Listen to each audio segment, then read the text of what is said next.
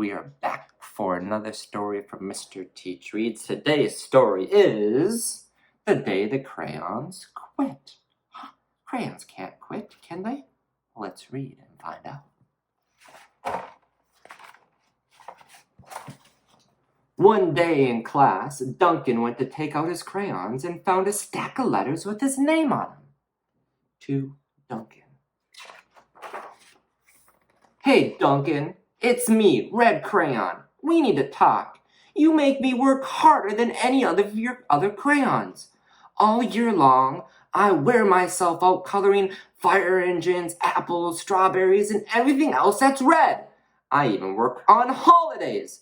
I have to color all the Santas at Christmas and all the hearts on Valentine's Day. I need a rest.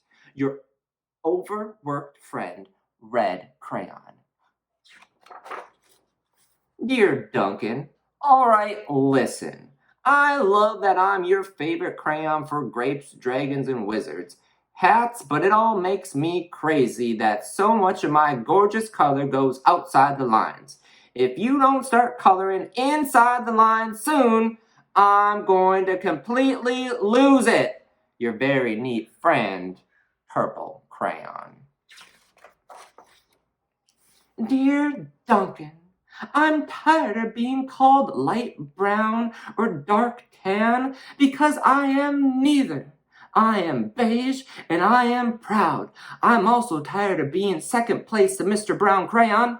It's not fair that Brown gets all the bears, ponies, and puppies, while the only things I get are turkey dinners, if I'm lucky, and wheat. And let's be honest, when was the last time you saw a kid excited about coloring wheat?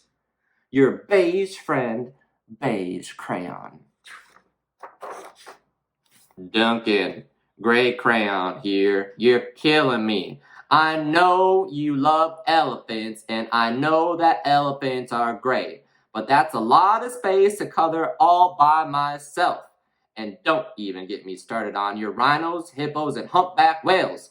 You know how tired I am after handling one of those things. Such big animals. Penguins are gray, you know, so are very tiny rocks and pebbles. How about one of those once in a while to give me a break? Your very tired friend, Gray Crayon.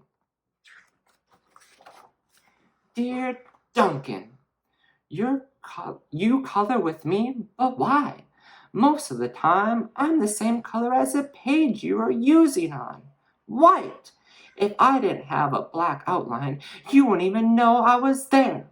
I'm not even in the rainbow. I'm only used to color snow or to fill in space between other things. And it leaves me feeling, well, empty. We need to talk. Your empty friend, White Crayon. Hi, Duncan. I hate being used to draw the outline of things that are colored on other colors, all of which think they're brighter than me. It's not fair when you use me to draw a nice beach ball and then fill in the colors of the ball with all the other crayons. How about a black beach ball sometime? Is that too much to ask? Your friend, Black Crayon. Dear Duncan, as Green Crayon, I am writing for 2 reasons. One is to say I like my work, loads of crocodiles, trees, and dinosaurs and frogs. I have no problems and wish to congratulate you on a very successful coloring things green. What's that word there? Career so far. The second reason I write is for my friends, Yellow Crayon and Orange Crayon, who are no longer speaking to each other. Both crayons feel like they should be the color of the sun. Please settle this soon, because they're driving the rest of us crazy. Your happy friend, Green Crayon. Ooh, now this one's going to be really tough to read. Let's see here. Whew.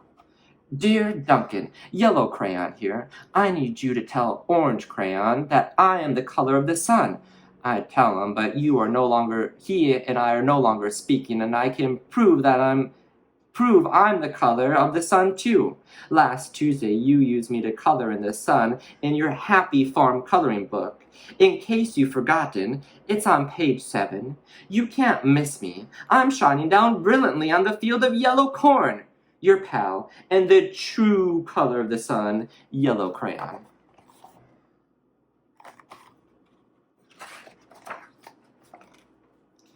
Dear Duncan, I see yellow crayon already talk to you, the big whiner. Anyway, could you please tell Mr. Tattletale that he is not the color of the sun? I would, but we're no longer speaking. We both know I am clearly the color of the sun because on Thursday you used me to color the sun. Both the Monkey Island and the Meet the Zookeeper pages in your Day at the Zoo coloring book. Aren't you glad I'm here? Ha! Your pal, and the real color of the sun, orange crayon. Dear Duncan, it's been great being your favorite color this past year and the year before and the year before that. I have really enjoyed all of those oceans, lakes, rivers, raindrops, rain clouds, and clear skies. But the bad news is that I am so short and stubby, I can't even see over the railing in the crayon box anymore. I need a break. Your very stubby friend, Blue Crayon.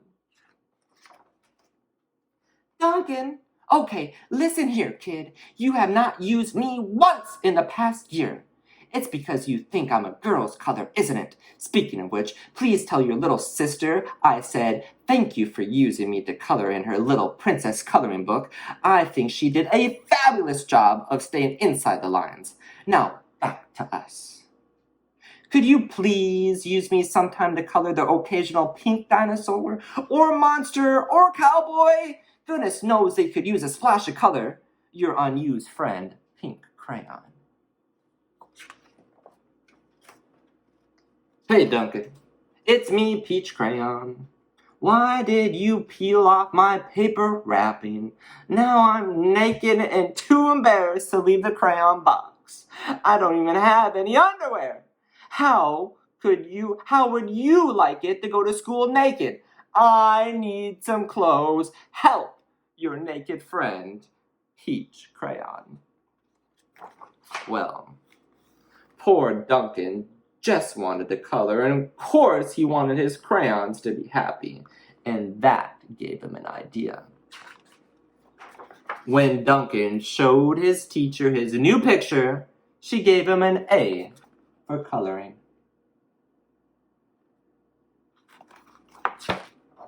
And an A+ for creativity. The end. Hope you enjoyed the day the crayons quit.